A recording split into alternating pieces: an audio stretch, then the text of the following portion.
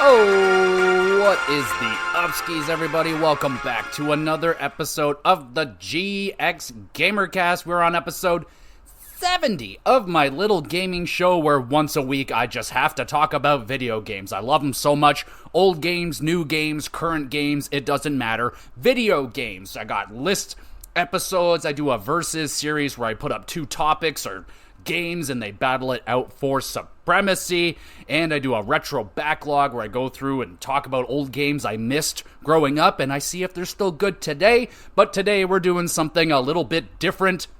We're talking about the Video Game Awards. So I'm going to go through most of the categories. There's a handful of them I'm going to skip because I don't really not engaged in that part of the community of gaming, but we're going to go through all the award nominations and the winners, and we'll just discuss all these amazing video games that came out during this insane year of video games. 2023 definitely going to go down as one of the best years in gaming of all time. It was absolutely insane. So before we get into the Video Game Award talk, let's talk about what I have been up to over the last week or so, as I ask you, the listener, the viewer, what have you been up to over the last whatever amount of time? Christmas is on the way.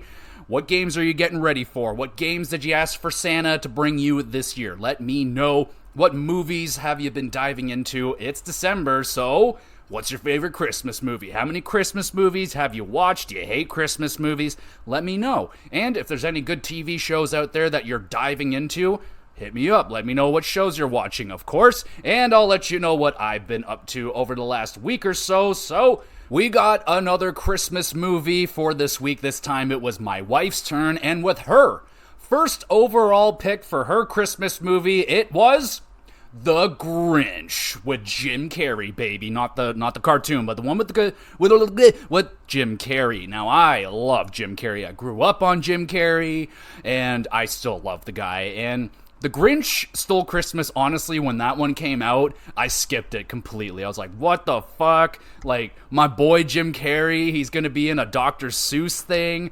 And, you know, I didn't like The Grinch because, well, when I was in, I think, grade 4, I actually played The Grinch in my fucking Christmas play, and it was a disaster. An absolute disaster. I forgot my lines. The fucking green paint that they put on my face didn't come off for like 4 days. It was awful. So don't really have a lot of love for The Grinch. Never watched the movie until I met my wife, and she was like, this movie's unreal. How dare you? And I watched it, and it's pretty fucking good. It's a classic Jim Carrey movie, man. Like, he does a lot of the mannerisms that he always does in his movies, the fucking weird physical comedy, and it's just a good, quotable movie, man. I really enjoy it now. It's one of my favorite Christmas movies nowadays, but yeah, man, you can't go wrong with The Grinch Steals Christmas, or The Grinch Stole Christmas, however it goes, doesn't matter. So that's the only movie we dived into this week. It was a pretty heavy wrestling week for us here, so we're watching a lot of wrestling, but randomly, I don't even know why my wife put this one on. We were just having a discussion after work, and I have no reason why she put this one on, but she put on World War II From the Front Lines. We're kind of just scrolling through Netflix. I'm like, oh, that's kind of cool. So she put it on, and I just crushed all 6 episodes. So I'm a little bit of a nerd. I really enjoy my history. I really like just learning about anything and everything that went on before my days of existence. And yeah, I spend a lot of time on wars. There's a lot of history there. There's a lot to learn. There's a lot of stuff to go through. And I've done my fair share of watching numerous World War II documentaries, movies, you name it. And this one, again, just caught my freaking attention immediately. A very well done documentary filled with tons of footage from the wars, all colorized, very, very interesting. Now, I understand that's not everybody's cup of tea, but if you're looking for even more information on World War II, it's called, From the Front Lines. That's what it's called. It's a 6-part docu-series just going through the beginning to the end of the war. And yeah, man, it goes over a lot of the stuff. One thing that I kind of appreciated, because I've seen so many World War II related topics, I was kind of not necessarily relieved, just a little bit surprised that they kind of just glossed over D-Day. So D-Day, everyone knows about D-Day, the storming of Normandy, the beach. Video games were made about it, tons of stuff. So, and they kind of just glossed over it. It was maybe maybe not even 10 minutes spent on D-Day, which is fine with me because I know just about everything you can know about D-Day. So it was kind of nice that they were talking about other things. Now, don't get me wrong, war is a horrible, horrible, horrible thing. Absolutely understand that. But I'm just interested in stuff that was going on before me. It's a complete mystery to me what was going on, and history is important. So I know I sound like a dork, but it is what it is. So if you like that kind of stuff, I would recommend World War II from the front lines. Good ass watch right there. And in terms of video games, we got obviously still going through Hogwarts. Enjoying that game very, very much so. I'm planning on doing my review for it soon. I'm about 25 hours into the game now, so not really sure if I'm getting very close to the end. I'm not rushing through it. I'm really just having a lot of fun with this one. Everything I'm kind of getting into, all the side stuff. It's going to be a lot of fun talking about this game in depth. I cannot wait. Shouldn't be too much longer, but I have no idea. The time frame on how long it takes to beat this game is very all over the map, so I'm at 25 hours, so you can take it at that. Still playing through a little bit of Into the Breach. Still like that game. I haven't beaten it. Haven't been playing it as much this week, but yeah, it's still a good, solid-ass fucking strategy game. It's a little difficult. I tried. I got through a handful. You had to get through so many islands, and then you could take on the final mission. I tried the final mission, and I did a lot better than I thought I was going to. I didn't beat it, but alright. I think I could take down this game if I just give it a little bit more time, but it's another game on the docket that wasn't necessarily planning on squeezing in this year, but it kind of just happened, so last night I started playing Sea of Stars. Oh, baby. And so far so freaking good, man. I am very much so in love with the music of this game. The music is so good, so freaking good so far. Love the look of this game. I'm only a couple hours in, only got through maybe the first boss and dungeon sort of situation, got through the intro. And yeah, man, this it didn't really need a sales pitch on this one. I was already sold on it when I heard about it. Just an old school 16-bit style classic RPG that just brings a lot of the elements from a lot of the classics that I love. The Final Fantasies, Chrono Trigger, even a little bit of Mario RPG mixed in there. So this is a gem right here. I would highly recommend you check it out. Even though I'm only a couple hours in, I mean, it's on PS Plus, it's on Game Pass. I want it on Switch more than anything. I would love to play this game handheld, but no point in me dropping 40 bones when I can, I already got it available to me on Xbox and PlayStation. So yeah, it's a ton of fun. It's beautiful. The combat is quite awesome. If you like Mario RPG or Paper Mario, it's got the kind of the timing with it as well. So that's been really good so far. So yeah, really digging my time so far with Sea of Stars, and I'm really hoping that should probably be the last game that's going to get into contention for this year's XE Awards. I don't think I'm going to be able to squeeze in anything else. It's only about 2 weeks left until the end of the year, and I feel like those 2 weeks are going to be filled up with Sea of Stars and Hogwarts. Gonna finish those off, and that should be the cutoff for the XEs, so I'm not going to be starting up anything new or major. If I do, it's not going to be in contention, because there's no way I'm going to be able to beat anything major. And so I'm pretty satisfied. I feel pretty good that I should be able to get Sea of Stars done by the end of the year. So there we go, everybody. Let's dive into the video game awards talk, and let's see how all these video games did.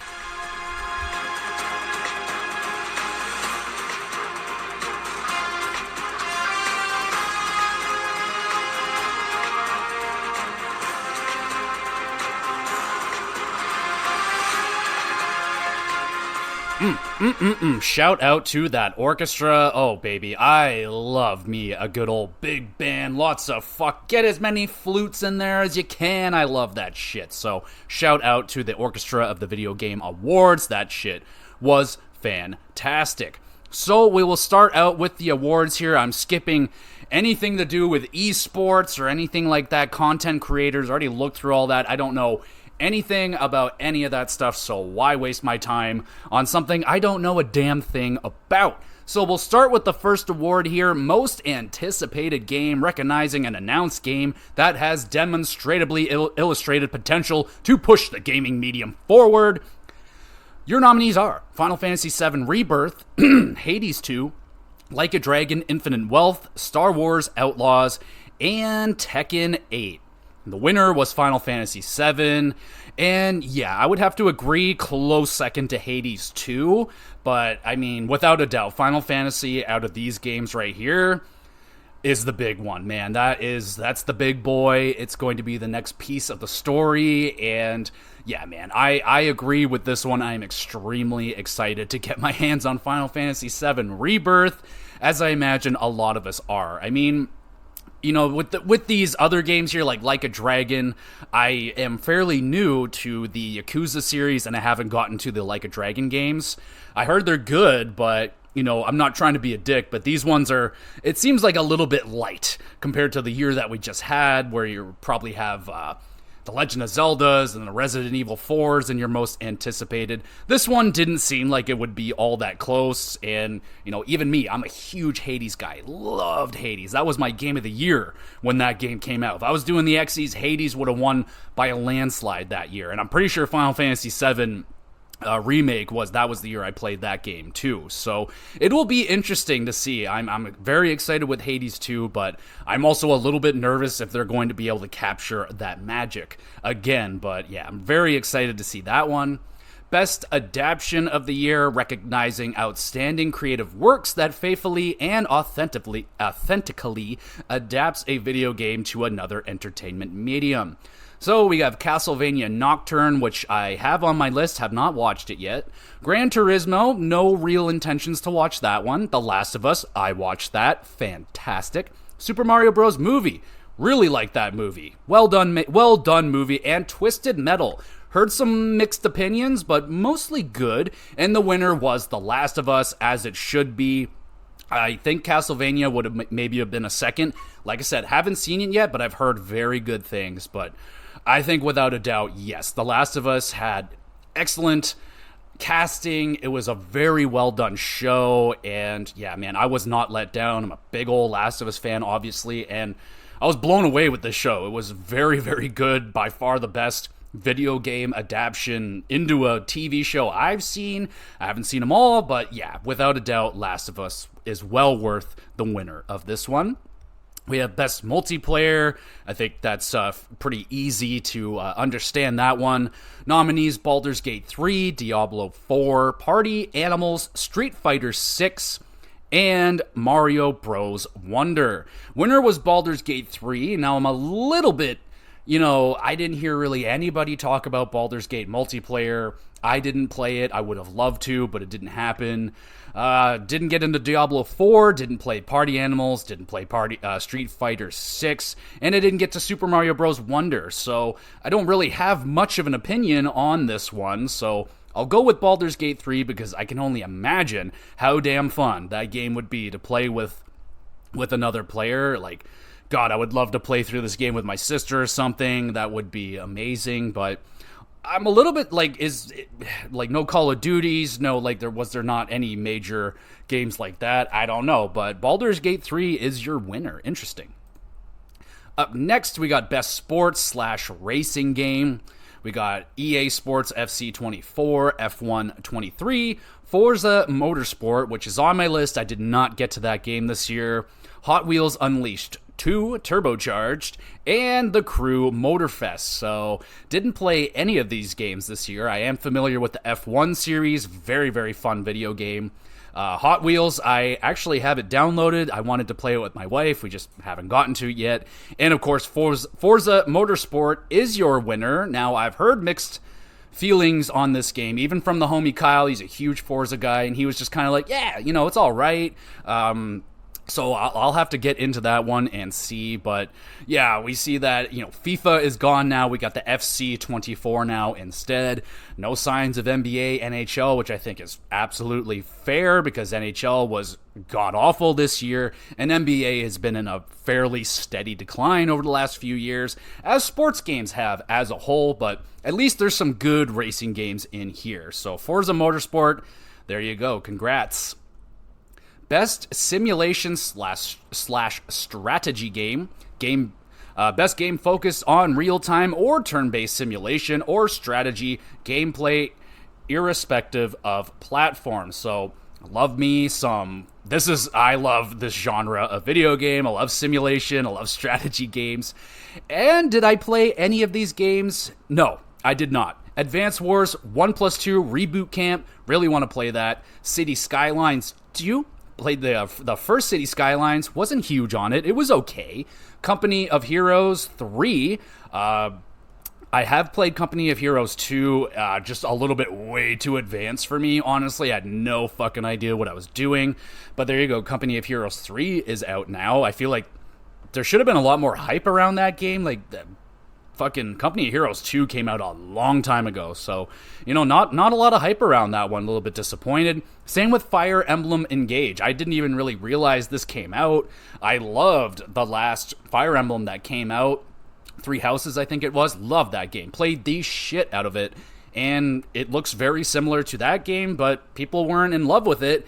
And then you got Pikmin 4. I played Pikmin 3. That was my first Pikmin game I ever played, and I loved it. So I'm all about Pikmin now. Definitely have Pikmin 4 on my radar, but I want to play the Pikmin 1 and 2 before I get into 4. But Pikmin 4 is your winner, and that would have been the one that I picked out of this. Pikmin 3 was way better than I expected. I really, really enjoyed it, and it seems like a lot of people enjoyed Pikmin 4, so that's really good. Glad to see that game won. It's a little bit unfortunate with, Advance Wars, how, the release got pushed, and doesn't sound like it sold very well, and we're probably not going to be seeing an Advance Wars 3 anytime soon, which is unfortunate.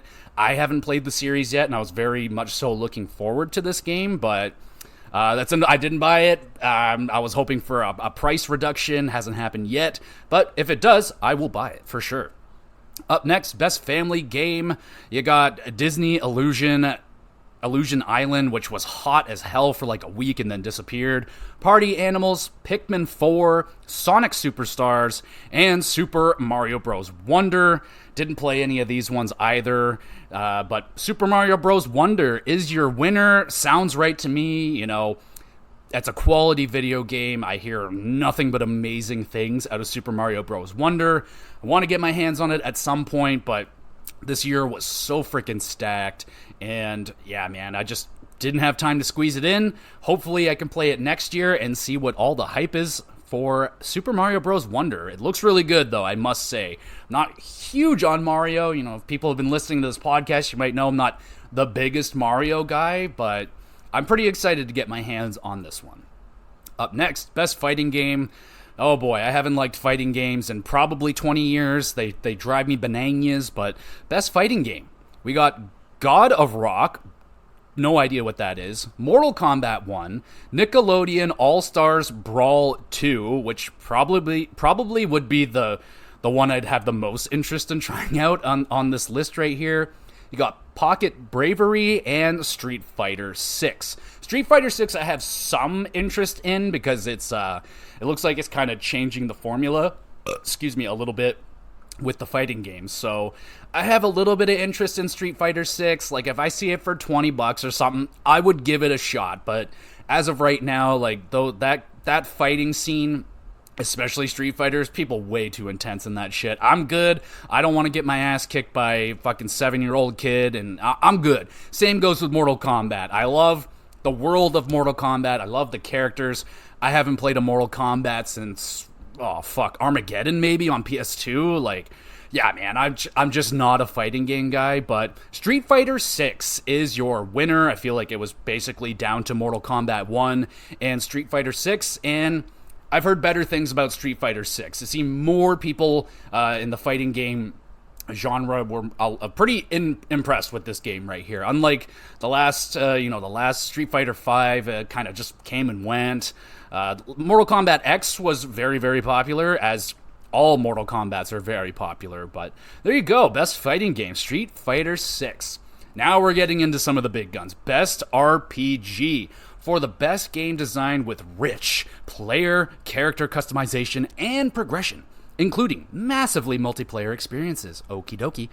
Your nominees: Baldur's Gate 3, Final Fantasy 16, Lies of P, Sea of Stars, and Starfield. So I have played all these games except for Final Fantasy 16, which is very, very high on my list. I am dying to play this game. The homie Billy says I would love this. It looks up my style. Like, I like the formula of Final Fantasy, but this one a little bit more actiony, more mature. Definitely is a lot more appealing to me. Just started Sea of Stars. Starfield, I'm surprised is here. Honestly, I didn't vibe with with Starfield at all. I gave it 60 hours of my time and couldn't find the fun. Didn't find the fun. I know a lot of people out there found the fun. Good for you. I don't have time to spend 100 hours looking for the fun when Baldur's Gate was there from minute one with all the fun that I could handle. So that was the big problem with me and Starfield, is the fact that I was playing Baldur's Gate at the same time, and Baldur's Gate blew Starfield out of the water in every single category. Not even close. And your winner, Baldur's Gate 3, fucking rights. Let's go. Next category.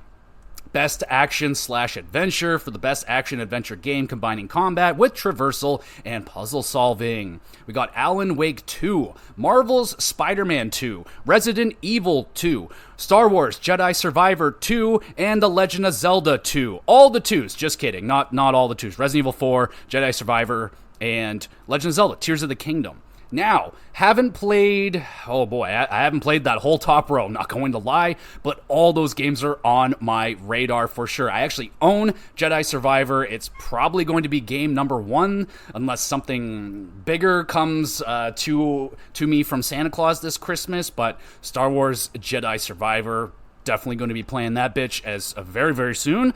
Alan Wake has extremely piqued my interest, but I have to play Alan Wake 1 first, so I will be waiting on Alan Wake 2.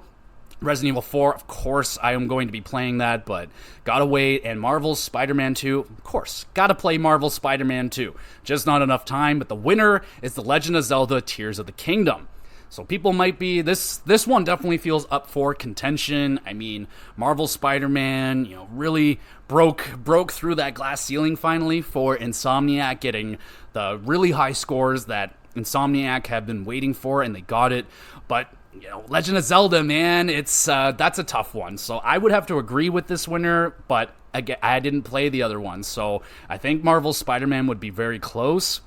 I feel like Alan Wake might be a little bit of a reach for action adventure, but I won't know until I get in there. But I have heard some very, very good things about Alan Wake 2, so congratulations, Legend of Zelda.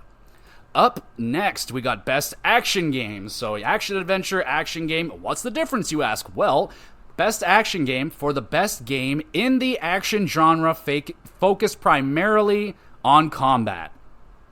You got Armored Core 6, Fires of Rubicon, really want to play that one too. Dead Island 2, Ghost Runner 2, Hi-Fi Rush, and Remnant 2. I did play Hi-Fi Rush, really enjoyed Hi-Fi Rush, though it definitely kind of trailed off. It's still a very, very good video game, don't get me wrong. It's just the beginning had me so excited, and then it just didn't really reach the heights of the opening of the game. That's basically where I'll leave it at that. I'm pretty sure I have a full episode talking about Hi-Fi Rush. You can go back and find that one. But your winner is Armored Core 6 Fires of Rubicon. And it makes sense to me. This Remnant 2 has my eyebrow raised. I've looked into this game. Looks interesting. Dead Island 2, I played the original Dead Island. Didn't vibe with it very much. Picked it up, put it down pretty quickly.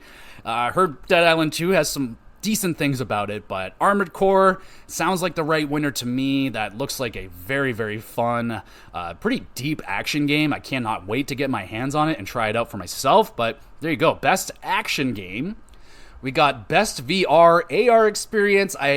This is going to be completely out of it for me, but you got Gran Turismo 7, Horizon Call of the Mountain, Humanity, Resident Evil Village VR mode, and Synapsis. Don't know about much of any of this. Gran Turismo 7, I will admit, that's the kind of thing that I'd be interested in a little bit. If I was to have a VR, I'd really like to try and get a driving setup. That would be primo. But your winner is Resident Evil VR Village VR. And honestly, that would have been the one that I would have picked to be the winner going into this, because I just think having Resident Evil playable in VR is just award-worthy in itself, and it works, and apparently it's really good and a completely different, terrifying experience. And Resident Evil Village, not the scariest Resident Evil in the franchise, but a scary enough game, and I can only imagine how terrifying it would be in VR. Now, I have heard good things about Horizon Call of the Mountain, but, nothing more than, it's great. It's not a system seller. It's not you have to go out and buy VR for this thing, and that's kind of the problem with VR. There's not really that many of those experiences. I know there's that Half-Life Alyx, but it's not long enough or a returnable experience, in my opinion, that I would want to drop so much money on a VR. I'm waiting patiently for VR to come a little bit further and get a little bit cheaper, but I appreciate what they're doing, especially with the Resident Evil games. Very impressive. Next up, we have Best Mobile Game. I don't play mobile games, so Final Fantasy VII Ever Crisis, Hello Kitty Island Adventure, Honkai Star Rail, Monster Hunter Now, and Terra Nil. Don't know anything about any of these games. Your winner is Honkai Star Rail. Congratulations. No love for Hello Kitty. Come on, y'all. Best Debut Indie Game. So we have... Interesting. Okay, so your we got Cocoon, we got Dredge, we have Pizza Tower, Venba, and Viewfinder. So Cocoon is the only one that I played on this list. It is the winner, and honestly, the only other game that I've heard of on this list is Venba. I actually looked at that one. It was on PlayStation. I have it on the list and hoping to get to it at some point. Sounds rather interesting. It's a game about cooking, I believe. But I like little indie games that have interesting little things that you wouldn't see a AAA game make a whole thing out of, like cooking, cultural cooking. Yeah, right. That's indie game stuff. But Venba, I definitely have some interest in, but Cocoon was awesome. Cocoon was a fantastic game. Real thinker. I definitely got stumped on some of these puzzles. The lack of hand-holding was very, very refreshing. Very much so appreciated. Just pure mystery and immersion, and just very, very cool video game. It's short and sweet. I would recommend it to anybody. I mean, it's a short experience, probably a couple sit downs, and you'll get through it, and you'll feel smarter at the end. Cocoon, fantastic little video game. Up next, Best Independent Video Game. This is always a fun one. So we have Cocoon, Dave the Diver, Dredge, Sea of Stars, and Viewfinder. Your winner is Sea of Stars, which makes me rather happy. I'm playing through it right now, so this is good. I've heard a lot about Dave the Diver. I know there's a lot of people pissed off that this game was even nominated because it's fucking backed by a really big company with a ton of money. Regardless, I've heard nothing but great things about Dave the Diver. I have it on my list. I want it desperately, but I will get to it at some point.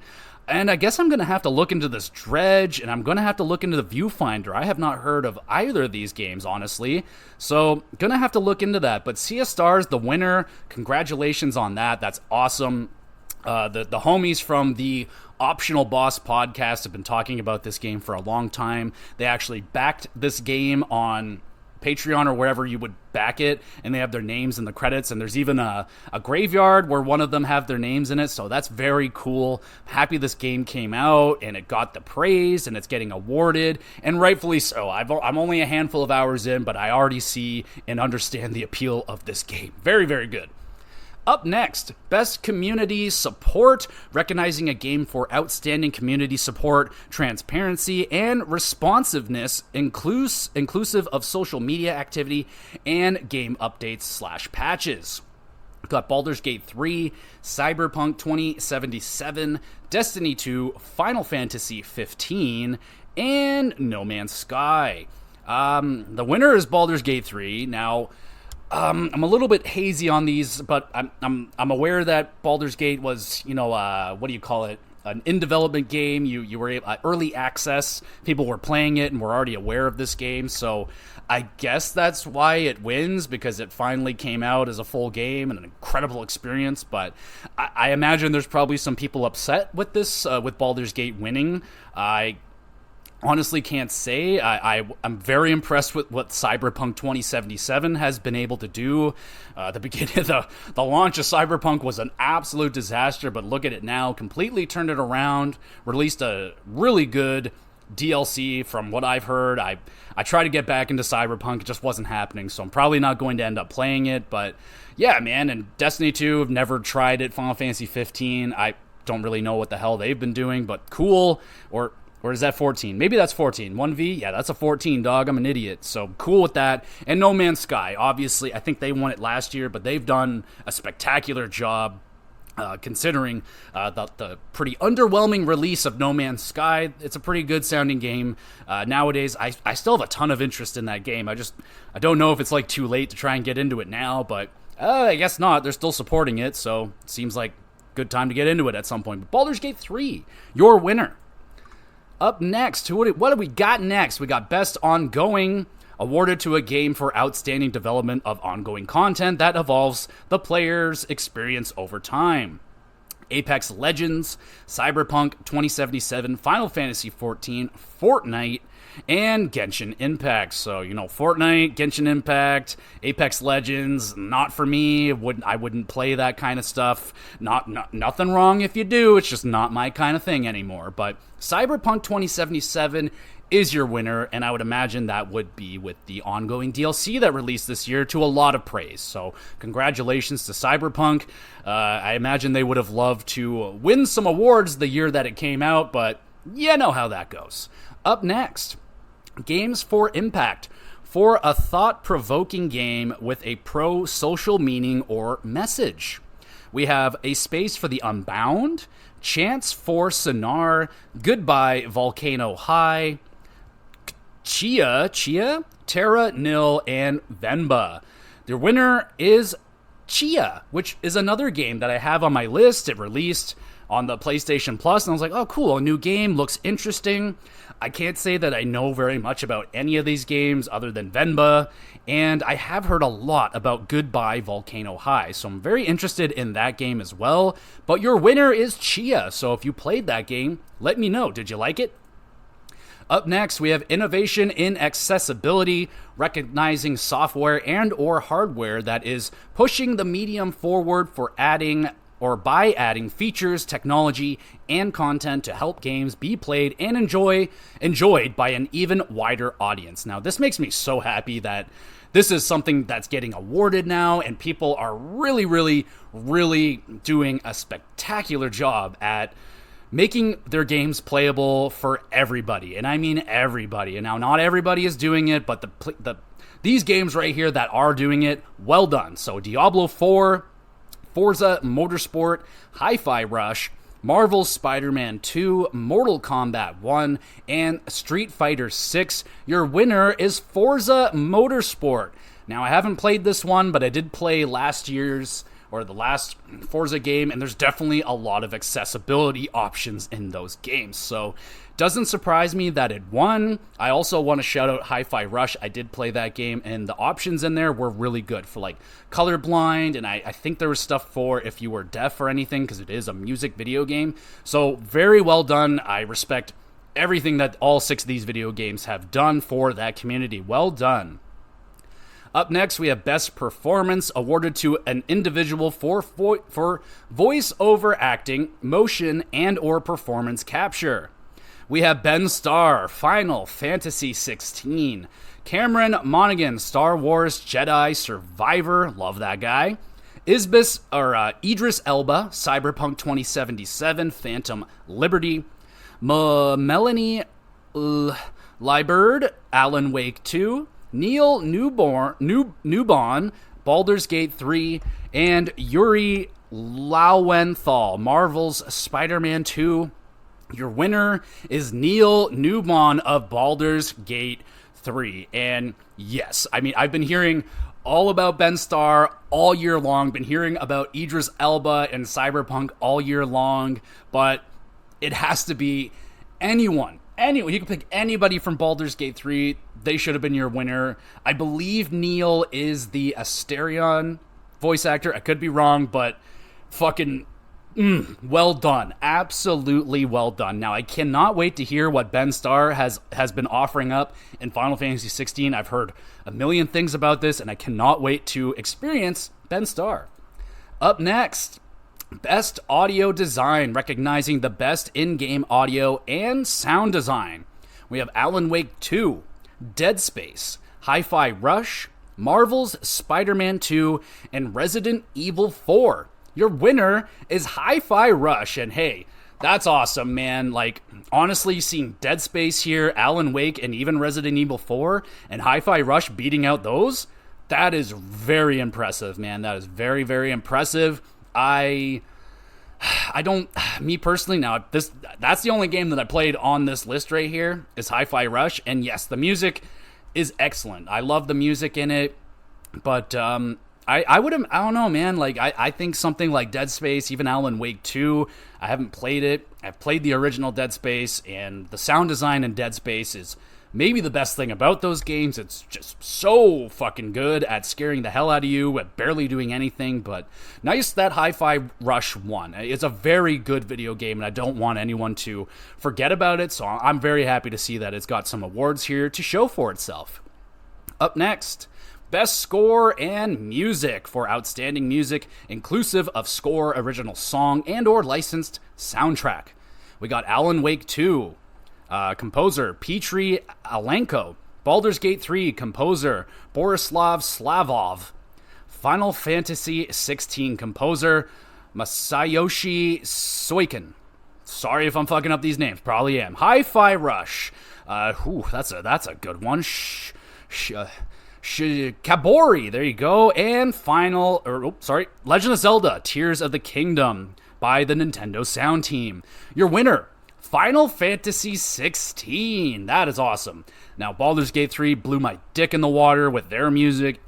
Excellent, amazing, epic score right there for sure.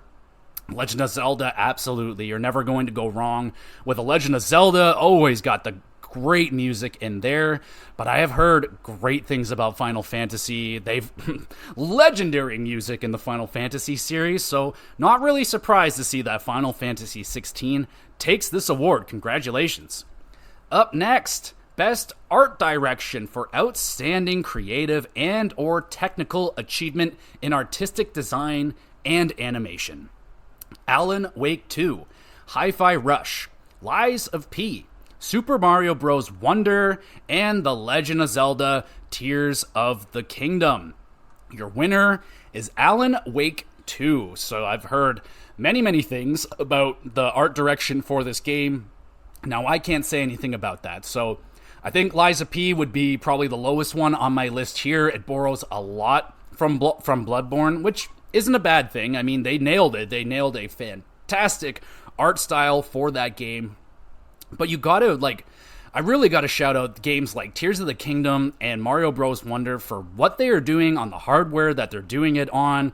Me, personally, I would be giving it to a game like Tears of the Kingdom, but, I mean, it's an achievement, man. Like, it's nothing short of a technical marvel what Tears of the Kingdom is doing on the Switch. I haven't seen Mario Bros. Wonder in action yet, but for me, my winner would be Legend of Zelda, because that game should not exist on the Switch right now, but it does, and yeah, maybe it doesn't win because it didn't run perfectly at all times, but yeah, I'm gonna have to see for myself whenever I get to Alan Wake 2, but congratulations on that.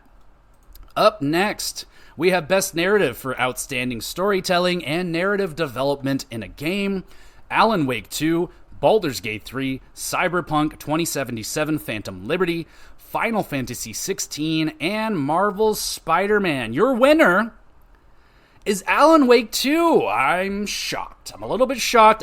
really got to get my hands on this Alan Wake and see what the fuck is going on.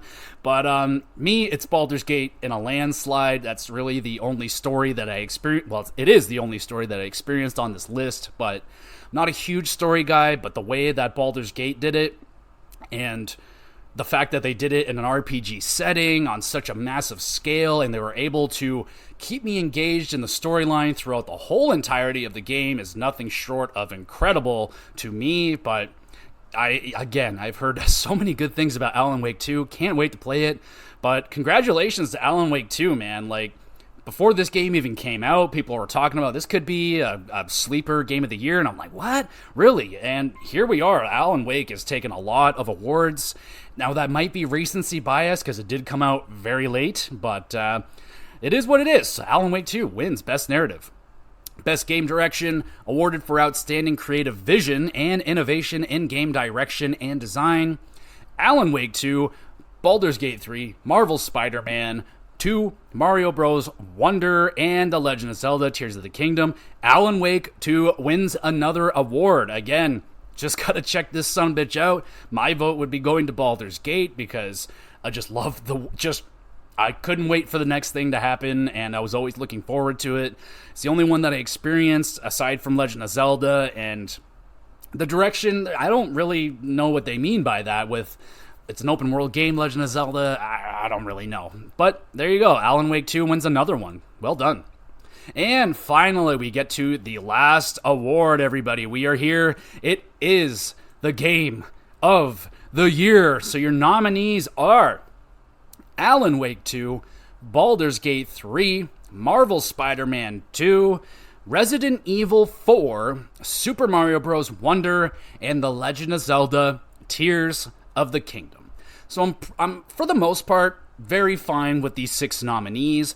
I'm a little bit, with the Resident Evil 4, it's a remake. Now I understand that they did all this stuff to make it a whole new experience, and I haven't played it, though I have experienced the first couple hours of the game. It was very, very similar to Resident Evil 4, not the exact same.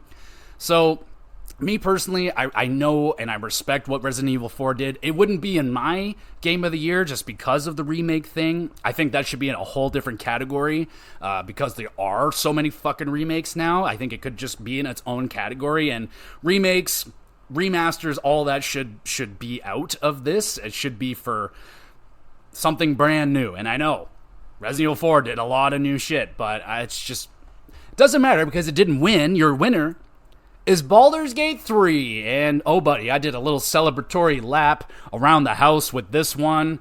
Honestly, when it came out, Baldur's Gate, I at the point, I think I was already done Tears of the Kingdom, and I felt very confident that no one was going to be knocking off The Legend of Zelda this year.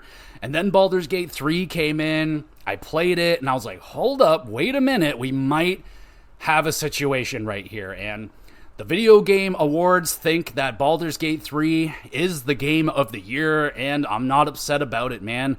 I don't think anyone should be upset. I think we all win. Look at these games. Look how many fucking great games came out this year. This is insane. So I'm very happy to see something a little bit different, maybe a little bit more niche, winning it this year, and also, I gotta shout out, man, poor Marvel's Spider-Man 2, they didn't win anything, they got a ton of nominations, but didn't grab any awards. Doesn't mean that it's a bad video game or anything like that. It's just, in such an insane year, like if Marvel's Spider-Man came out last year or next year, things would probably be a lot different for Spider-Man 2, but the competition was so immensely strong this year, so yeah, I'm completely satisfied with Baldur's Gate 3 winning. So much work went into that game. I can't even fathom. I mean, a ton of work went into all these games, no doubt, absolutely no doubt. But what'd y'all think? What is your Game of the Year? Is it one of these 6? Is it none of these 6? Was it a completely different video game for you? As it could be with me, because when it comes to my Video Game Awards, it doesn't come down to what games came out in 2023.